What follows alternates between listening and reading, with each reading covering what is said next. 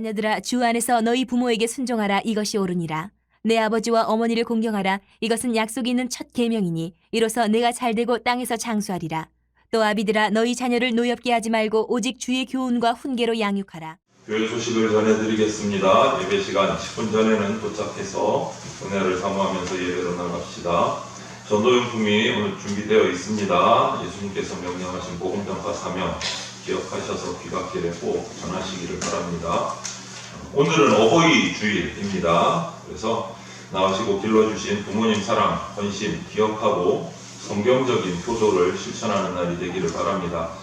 들어오시면서 또 일찍 오신 분들은 받으셨겠지만 특별히 청소년부에서 선물을 준비했습니다. 이상한 홈투가 하나 들어있죠, 그죠?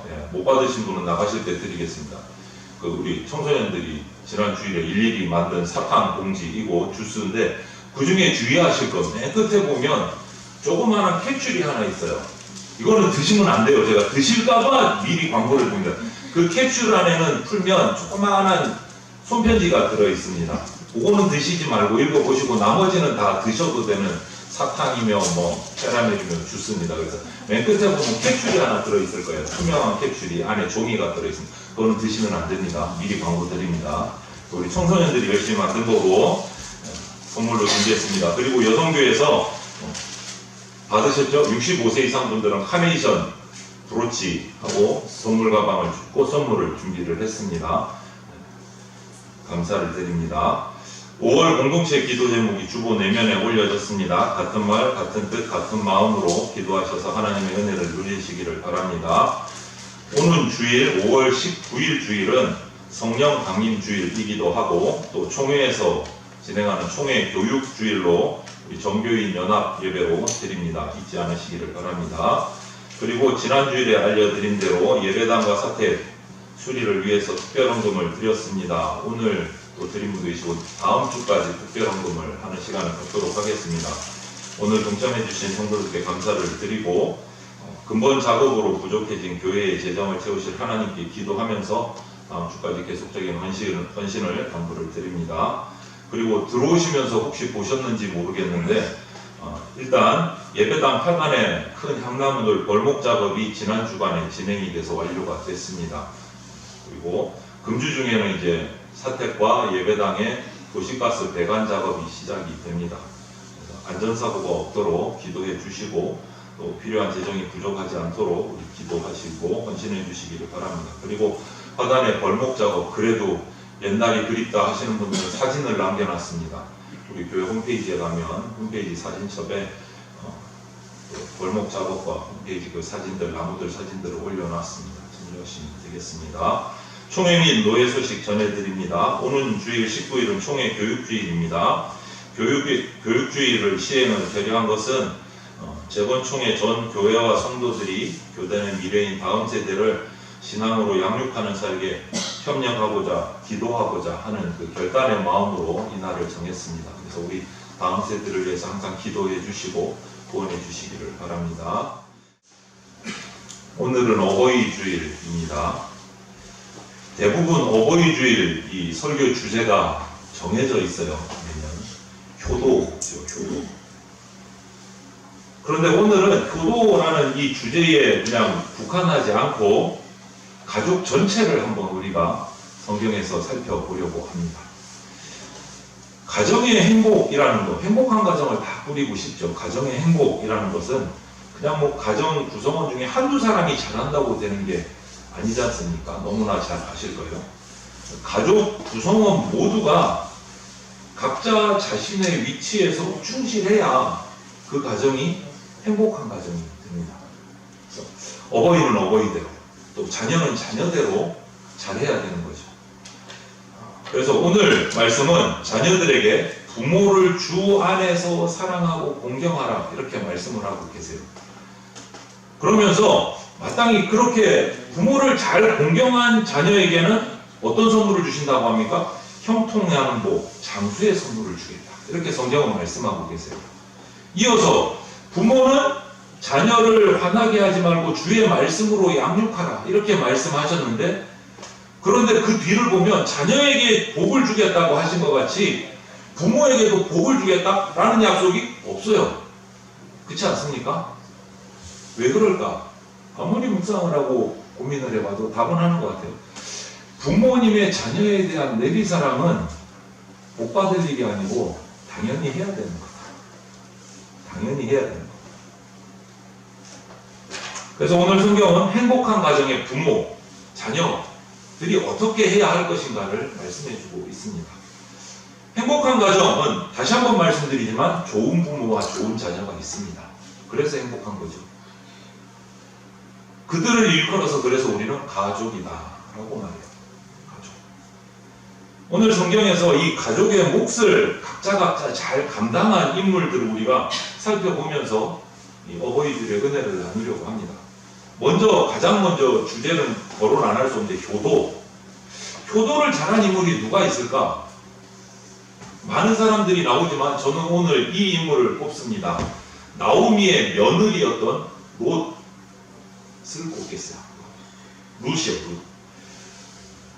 가정에서 가장 으뜸이 되는 덕목은 효도예요. 효도라는 말은 우리 동양의 덕목이죠. 동양의 사상인데 서양에는 영어나 이런 것들 찾아봐도 효도라는 말을 어떻게 번역할 만한 마땅한 단어가 없어요. 외국어에는 효도라는 말. 그냥 단지 사랑, 공경, 순종 이런 말들을 주로 사용합니다. 부모님에 대해서 대표적으로 영어로 보면. 그러다 보니까 외국에서 들어온 종교인 이 기독교를 우리 예전의 선조들은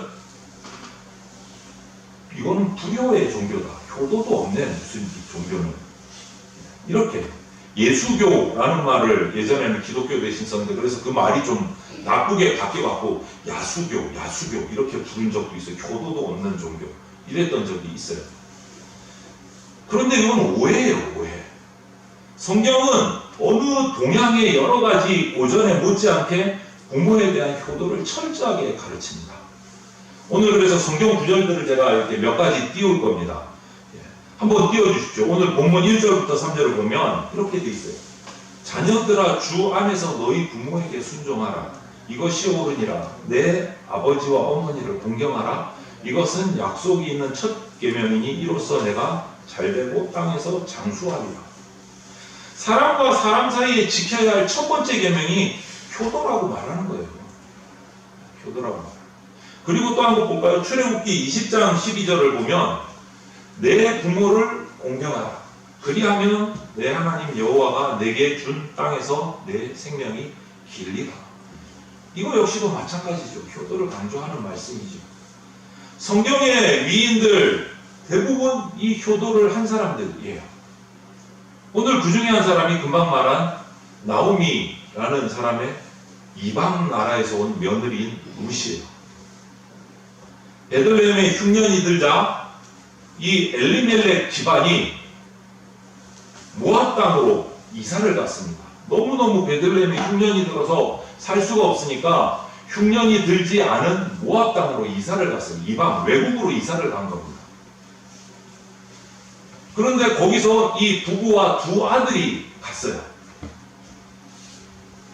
가서 결혼을 하는데 그 모압 여인과 결혼을 하게 됐어요. 그런데 결혼을 하고 나서 이 엘리멜렉 가장이 죽었어요. 그리고 얼마 지나지 않아서 결혼한 두 아들도 죽어버렸어요. 이제 남은 사람은 어머니 나오미 그리고 이방에서 시집으로 온 두 며느리 여성 세 사람만 남은 거예요. 그래서 이 어머니 나오미가 고민을 하다가 두 며느리를 불러서 앞에 앉혀놓고 이렇게 얘기를 합니다. 야, 너희 남편들도 다 죽었고 나는 이제 혼자 살 수 없으니까 나는 고향 베들레헴으로 돌아가련다. 너희들도 너희 고향으로 돌아가서 다시 살아가라. 나를 따라가봐야 고생밖에 없다. 남편도 없는데 돌려보내려고 며느리에게 고향으로 돌아가라 라고 얘기를 했어요. 이 말을 들은 두 며느리가 반응이 이렇습니다. 한 며느리 오르바라는 며느리는 말 그대로 고향으로 돌아갔습니다. 그런데 한 며느리 룻은 시어머니를 쫓아 자기 입장에서는 외국인 이스라엘 베들레헴으로 시어머니를 따라 갑니다. 철저하게. 남편이 죽었음에도 불구하고 시어머니를 따라서 가요. 베들레헴으로. 그 기록이 룻기에 보면 이렇게 룻이 어머니에게 하는 장면이 나옵니다. 룻기 1장 16절 17절에 이런 말씀이 있어요. 그냥 넘겨주시겠어요? 룻이 이르되 내게 어머니를 떠나며 어머니를 따르지 말고 돌아가라 강권하지 마옵소서. 어머니께서 가시는 곳에 나도 가고 어머니께서 머무시는 곳에 나도 머물겠나이다. 어머니의 백성이 나의 백성이 되고 어머니의 하나님이 나의 하나님이 되시리니 어머니께서 죽으시는 곳에서 나도 죽어 거기 묻힐 것이라. 룻이 고향으로 돌아가라는 시어머니의 말을 듣고 이렇게 얘기를 한 거예요. 어머니가 가는 곳에 나도 갈 거고 어머니 백성이 내 백성이 되고 어머니의 하나님이 나의 하나님이 되고 어머니가 죽는 곳에 나도 죽겠다. 이렇게 얘기하고 어머니를 따라서 베들레헴으로 갑니다. 가니까 아무것도 없어요. 가진 게 없는 거예요. 일할 남편도 남자들이 집안에 없어요. 시어머니와 며느리 딱 두 여성이 뭐를 하겠어요? 어머니를 공양하기 위해서 이삭을 줍습니다. 떨어진 밭 주변에 돌아다니면서 추수하고 떨어진 이삭들을 주어가지고 어머니를 공양해요. 룻이. 그런데 그 이후로 가면 그 이삭을 줍다가 만난 보아스라는 이스라엘 남자를 만나서 결혼을 하게 됩니다. 결혼하게. 그리고 아들을 낳아요. 오벳이라는 아들을 낳습니다. 한번 보면 마태복음 1장 5절에 보면 살몬은 라합에게서 보아스를 낳고, 이거 보아스가 룻과 결혼한 사람이에요. 보아스는 룻에게서 오벳을 낳고 오벳은 이새를 낳고 이렇게 돼 있어요.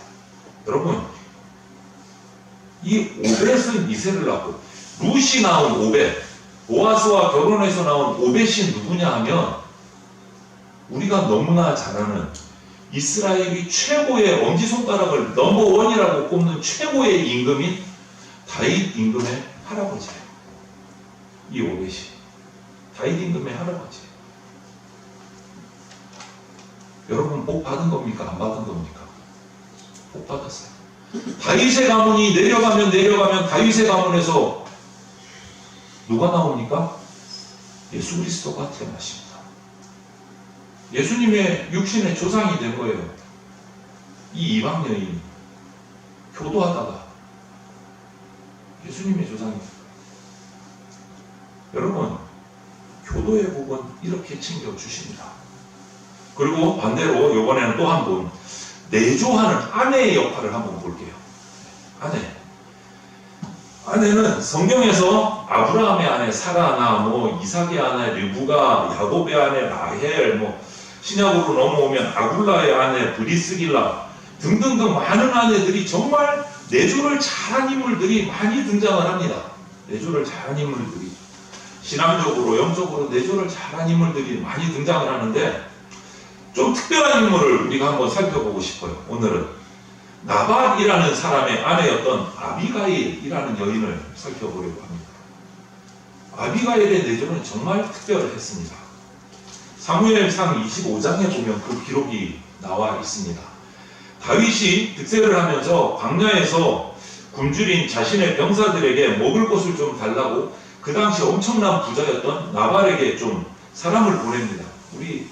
여러분의 나발의 그 종들이, 목동들이 양을 치고 이렇게 소를 칠 때 지켜줬던 그 다윗이 우리에게 좀 먹을 것을 달라라고 부탁을 해서 사람을 보내요. 나발에게. 갈멜에서 엄청난 부자였어요. 나발은 어마어마한 부자였어요. 그런데 그 다윗의 종들이 와서 하는 요청에 단호박으로 한마디로 거절을 해서 못 주겠다 잘라보냅니다. 어디서 온 사람인지도 모르는 자들에게 내 재물을 낭비할 수 없다. 이게 이유였어요. 이것은 나발이라는 인물이 정말 그 당시에 대세를 읽지 못한 정말 어리석은 아두남에서 나온 거예요. 아두남에서. 지금 다윗이 왕이 되기 직전의 상태인데 그 세대를 읽지 못하고 다윗을 내쳐버린 거예요. 다윗은 이 답변을 듣고 분이 나서 400여 명의 용사를 이끌고 나발을 치러 출발을 했어요. 이 소식을 이때 나발의 아내인 아비가일이 몸종으로부터 소식을 듣고 남편이 어리석은 거는 알았지만 이렇게 어리석을 줄 몰랐다. 자기가 나섭니다. 빨리 준비를 해서 먹을 것들을 준비를 해서 맞서 나갑니다. 다윗 일행이 자기 집에 도착하기 전에 빨리 음식을 준비해서 나갑니다. 그래서 자신들의 양떼를 지켜준 그 울타리가 되어준 다윗에게 감사를 고백을 하고 우리의 남편의 잘못을 빌고 용서를 빌고 먹을 것을 대접해요. 그러면서 하는 말이 있어요. 사무엘상 25장 31절에 한번 넘겨주시겠어요? 다만 여호와께서 내 주를 구대하실 때에 원하건대 내 주의 여종을 생각하소서 하면서 용서를 빌어요. 남편 나발과는 달리 이 아내 아비가일은 그 시대의 흐름과 주님의 뜻을, 하나님의 뜻을 제대로 분별하고 파악할 줄 아는 지혜로운 아내였어요. 이 지혜로운 아내 덕분에 남편이 살아남은 거예요. 그 뒤에는 또 죽게 됐지만 지금 당장은 살아남은 거예요. 지혜로운 시대를 읽고 하나님의 뜻을 읽을 줄 아는 아내 덕분에, 아내의 내조 덕분에 남편이 다시 살아난 거예요. 여러분, 이게 진짜 내조예요. 각자의 자리에서 가족들은 다 자기의 이 역할을 잘해야 행복한 가정이 됩니다. 깨진 가정이었던 그 나오미의 가정이 이방 며느리 루세 그 헌신으로 가정이 새로워졌고, 오늘 이 남편이 죽을 처지에 있는 이 어리석은 행동 때문에 또 가정이 깨질 뻔했는데 지혜로운 아내 덕분에 가정이 회복이 됐어요. 또 살펴볼게요. 이번에는 내조의 반대, 외조. 남편의 외조의 대표적인 인물을 저는 요셉을 꼽습니다. 예수님의 육신의 아버지 요셉. 왜일까요? 마리아가 예수님을 잉태하고 동정녀로서 처녀의 몸으로 예수님을 잉태하고 예수님을 낳을 수 있었던 것은 철저하게 남편이었던 요셉 덕분이었어요. 그런데 이런 것들을 우리는 깊이 생각해 보지를 않아요. 한번 생각해 보세요. 만약 요셉이 처녀가 아기를 잉태했더래 나는 약혼 파혼한다 하고 소문을 쫙 내버렸으면 어떻게 될까요? 그 당시에 약혼을 했던 마리아가, 처녀가 결혼하기도 전에 아이를 잉태했대. 배가 불러. 이게 소문을 내버리면 어떻게 될까요? 그 당시에는 돌 맞아 죽습니다. 사정없이. 그 여인. 물론 하나님께서 요셉의 그런 성품을 알기 때문에 정혼한 여인이지만 마리아를 예수님의 육신의 어머니로 택하셨겠지만, 요셉이 마리아가 잉태한 것을 알았을 때 반응을 우리 한번 살펴보십시오. 잉태한 것을 알았어요. 아직 결혼도 하지 않았는데 처녀가 잉태를 했어요. 마태복음 1장 19절을 보면 한번 넘겨주세요. 네, 나오셨네. 그의 남편 요셉은 의로운 사람이라 그를 드러내지 아니하고 가만히 끊고자 하여, 이렇게 기록하고 있어요. 비록 부정한 여인으로 알았지만 이 여인이 죽지 않도록 보호하기 위해서 소문내지 않고 조용히 파혼하려고 했어요. 인간적인 모습을 봐도 아주 의로운 사람이에요. 배려가 많은 사람이에요. 요셉은 하나님의 뜻을 알기 전에도 이렇게 소문내지 않고 조용히 파혼하려고 했어요. 왜? 마리아를 살리기 위해서. 소문을 내버리면 돌 맞아 죽을 게 뻔하기 때문에 마리아를 생각한 거예요. 파혼을 생각하면서도 마리아를 배려를 한 거예요. 지금과 다른 이런 정말 과격했던 구약 율법 시대를 생각하면 정말 엄청난 배려인 거예요. 그러다가 천사가 요셉에게 나타나서 얘기를 하잖아요. 그 잉태한 마리아를 데려오는 거 두려워하지 말아라. 파혼하지 말아라. 성령으로 잉태된 것이다. 이 말씀을 들었을 때 그는 최고의 외조를 합니다. 마태복음 1장 24절 25절을 보면 한번 넘겨주세요. 이 말씀이 있어요. 요셉이 잠에서 깨어 일어나 주의 사자의 분부대로 행하여 그 아내를 데려왔으나 아들을 낳기까지 동침하지 아니하더니 낳음의 이름을 예수라 하니라. 이렇게 기록해요. 천사가 내려와서 전해준 대로 합니다. 그대로 결혼을 해요. 그리고 동침하지 않고 예수가 태어날 때까지 마리아를 돌봅니다. 마리아의 순결성이 지켜지도록. 그리고 그 낳은 성령의 잉태하심으로 낳은 아이를 천사가 일러준 대로 이름을 뭐라고 붙여요? 예수라고 붙입니다. 이것이 예수님의 탄생의 뒷배경이에요. 누구의 공이 큽니까? 요셉이요.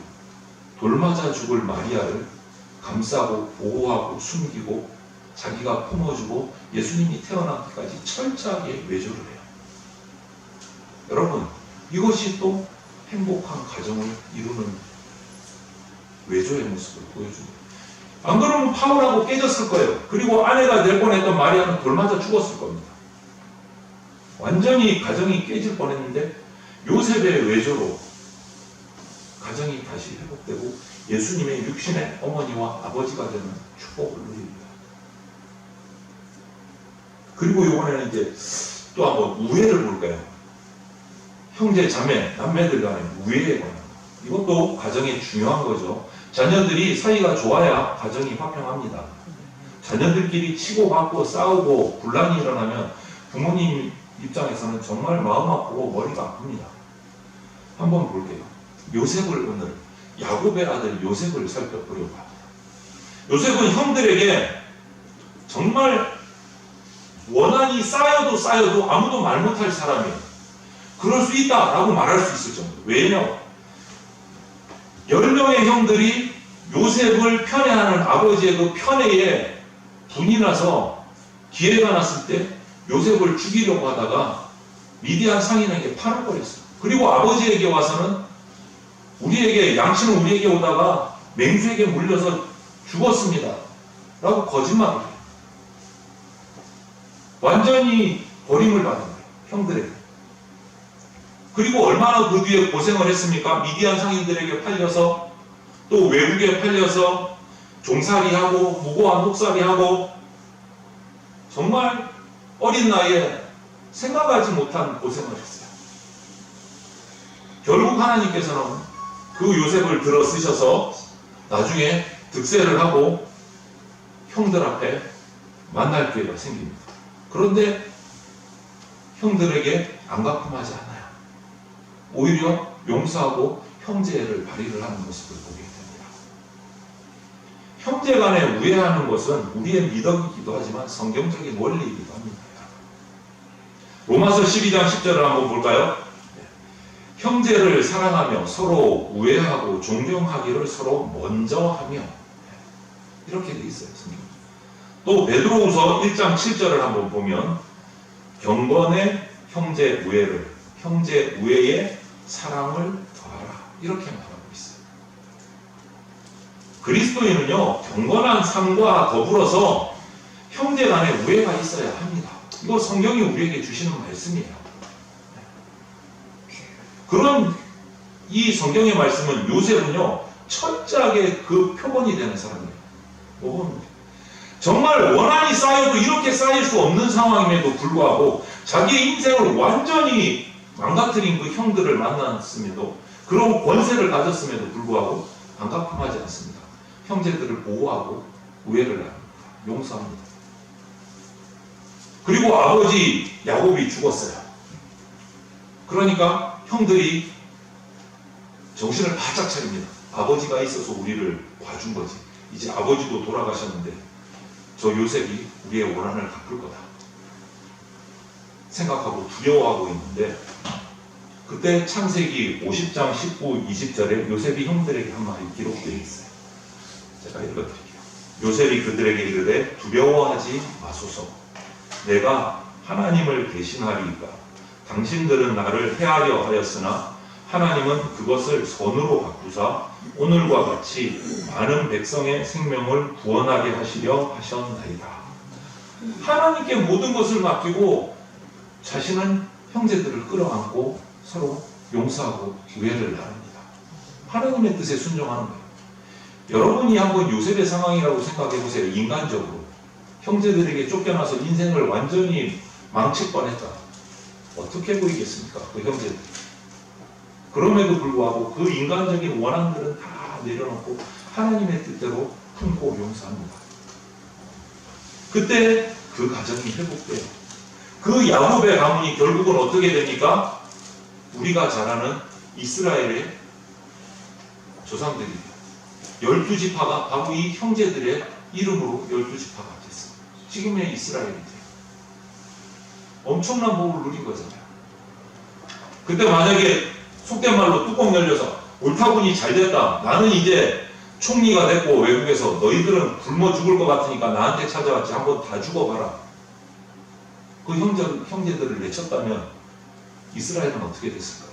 생겼을까요? 여러분, 요셉은 하나님의 사람이기에 형제들을 용서하고 우애를 도덕하게 갖춰놓습니다.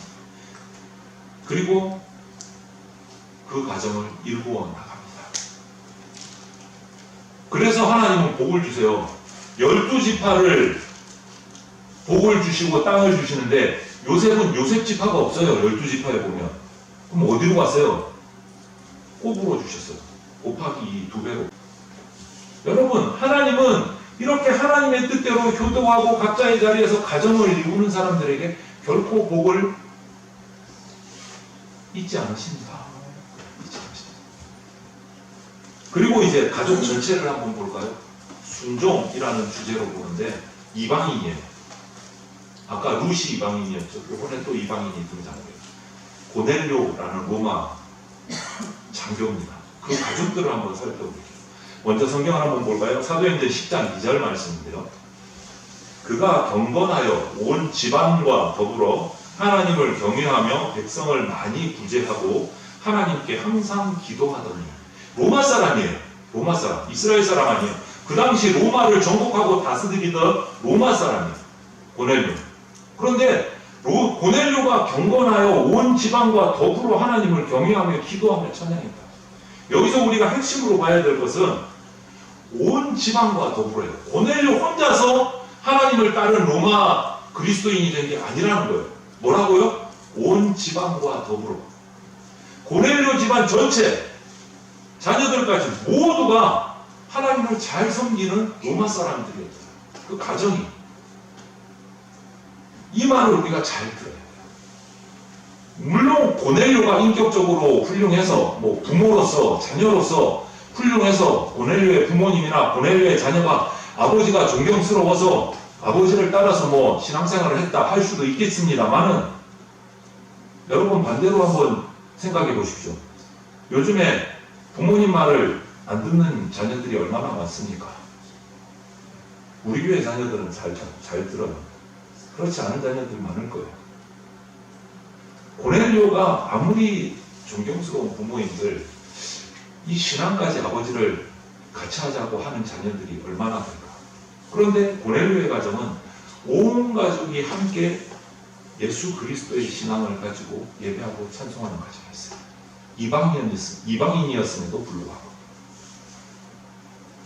그리고 나중에 고넬료가 환상을 보고 베드로 사도를 초청할 때도 가족들은 반대하는 가족이 없었어요. 그 베드로를 초청해서 그 가정에 모셔드리고 대접하고 베드로의 말씀을 듣고 그 뒤에 기록을 보면 베드로에게 세례를 받고 성령의 충만을 받아요. 이방인인데 온 가족이. 행복한 가족의 정말 표본과 같은 모습이에요. 이방인임에도 불구하고 행복한 가족. 온 가족과 더불어 하나님을 찬양하고 예배하고 기도하는 거죠. 사랑하는 성도 여러분, 하나님이 사랑하는 성도 여러분, 우리가 오늘 어버이주일을 맞이해서 함께 예배드리면서 행복한 가정의 덕목들을 살펴봤고 그에 합당한 성경의 인물들을 우리가 한번 몇 명을 살펴봤습니다. 효도, 공경, 순종, 형제 우애, 사랑, 아내 사랑, 남편 사랑 등등등 살펴봤어요. 여러분의 위치가 가정에서 지금 어떠하든지 이 덕목들을 오늘 갖추기를 권면을 드립니다. 가족은 혼자 잘한다고 행복하지 않습니다. 한 사람이 아무리 애써도 그 가정이 행복해지는 것은 그렇게 되는 게 아니다. 가족 구성원 각자가 오늘 우리가 성경에서 찾아본 이 사람들처럼 각자의 위치에서 이 자신이 할 덕목들을 갖출 때 그 가정이, 그 가족이 행복해져요. 가족이라는 이 숭고한 존귀한 이름으로 여러분을 한 식구 되게 해주신 주님의 은혜를 한식을 잊지 마시기 바랍니다. 성도는 예수 그리스도를 통해서 하나님과 화목하게 된 사람이 성도예요. 그 화목을 우리는 이제 전하는 사람이 되고 누리는 사람이 돼야 됩니다. 그래서 가족들과도 화해를 이루시고 화평을 이루셔야 돼요. 지금 특별히 우리 지지난주에 우리 간절히 금요기도의 시간에 집중기도도 했지만 우리 대전장로교회 가족의 구성원들을 보면 믿지 않는 가족들이 다 한두 분씩 계세요. 자녀이건 뭐 남편이건 아내건. 그래서 우리가 집중기도도 했어요. 가정의 달을 맞이하면서. 특별히 우리 가운데 필요한 것 같아요. 우리가 먼저 믿은 가족 중에 한 사람으로서 그 가족들과 화평하시고 화해를 이루시기를 바랍니다. 가족들에게 예수 그리스도가 들어가는 전도의 길이 막히지 않도록 우리가 언행을 잘해야 됩니다. 믿지 않는 가족들에게 기도하면서 가족들을 예수님의 사랑으로 섬기고 하나님이 어떤 분이신지를 잘 전할 수 있어야 됩니다. 다시 한 번 더 말씀드리지만 우리들에게 성도에게 가정은 우리가 사명받은 선교지예요. 선교지. 단순한 가정이 아니고 우리가 복음을 전해야 될 가장 가까이 있는 선교지입니다. 우리는 선교사입니다. 가정의 선교사입니다. 가정을 복음화해야 할 사명이 이 자리에 예비하는 저와 여러분들에게 있습니다. 인간은 누구에게나 자기 행복이 제일 중요해요. 어쩔 수 없이. 빠지다 보면 내가 행복해야지 남도 행복할 수 있지. 그렇게 돼요. 그래서 가족이 행복하려면 여러분 서로 자기의 행복만 따지다 보면 그렇게 될 수가 없어요. 그러면 어떻게 해야 됩니까? 누군가는 사랑의 희생이 필요합니다. 누군가는. 지금 대전장로교회 불신 가족들이 있는 우리 가정들은 누가 희생해야 될까요? 먼저 예수님의 사랑을 받은 우리가 먼저 사랑의 희생을 해야 됩니다. 기도하고 희생해야 됩니다. 그들을 뭐 하기 위해서? 전도하기 위해서. 전도하기 위해서. 하나님의 구원의 은혜를 먼저 받은 사람으로서 주님께 하듯이 가족들을 위해서 헌신하시기를 바랍니다. 모든 일에 반영하고 참으면서 우리가 헌신해야 돼요. 가족 개개인의 영혼을 살피면서 필요할 때 그들 곁에 있어 주셔야 됩니다. 기도해 주셔야 됩니다. 바로 그것을 위해서 하나님께서 우리를 부르신 거예요. 이 가정의 나를 선교사로 세우신 거예요. 그 전도 대상자가 바로 우리 가족이에요. 자녀일 수도 있고 남편일 수도 있고 아내일 수도 있고 부모님일 수도 있고 우리 모두가 언젠가는 세상에 있는 것 버려두고 하나님께로 가는 날이 옵니다. 우리 가족의 이 인연도 마찬가지입니다. 그런데 한번 생각해 보세요. 만약 천국에 나는 예수님 믿고 천국에 갔는데 천국에 가보니까 내 사랑하는 자녀들, 내가 사랑했던 부모님, 남편, 아내가 천국에 없다면 여러분 어떤 마음일까요? 그들과 함께 천국에 우리가 갈 수 있는 기회는 이 세상 딱 한 번뿐인 이 세상밖에 없습니다. 하나님의 사랑으로 가족들을 사랑하십시오. 가족을 온전히 사랑한다라는 거 쉽지 않죠? 가족 가운데 정말 말하지 못한 지난날에 이런저런 상처들이 많이 있을 수 있습니다. 지금 우리 가운데도 그런 상처를 품고 계신 분들도 계실 겁니다. 하지만 내가 예수님께 받은 그 용서, 내가 예수님의 십자가 보혈, 십자가 사랑으로 받은 그 사랑을 내가 기억한다면 가족들로부터 받은 그 상처를 여러분 이겨낼 수 있을 줄로 믿습니다. 힘들겠지만 요셉을 생각해 보십시오. 요셉을 생각해 보십시오. 그런 사랑을 품고 있다면 우리는 세상에 그러한 비판과 조롱에 대해서 자유롭고 행복할 수 있습니다. 하나님 사랑 안에 있기 때문에. 그러니 반드시 하나님께서 우리 가족들을 구원해 주시리라 라는 확신을 가지시고 그 일이 이루어질 것을 소망하시고 꿈꾸시면서 가족들을 예수님의 사랑으로, 내가 받았던 그 예수 그리스도의 사랑으로 사랑하고 그들을 위해서 날마다 기도하시기를 바랍니다. 잘났든 못났든 간에 한 가족으로 나를 엮어주신 그 하나님의 섭리가 반드시 있습니다. 이유가 있습니다. 하나님은 허투루 가족을 만들지 않으십니다.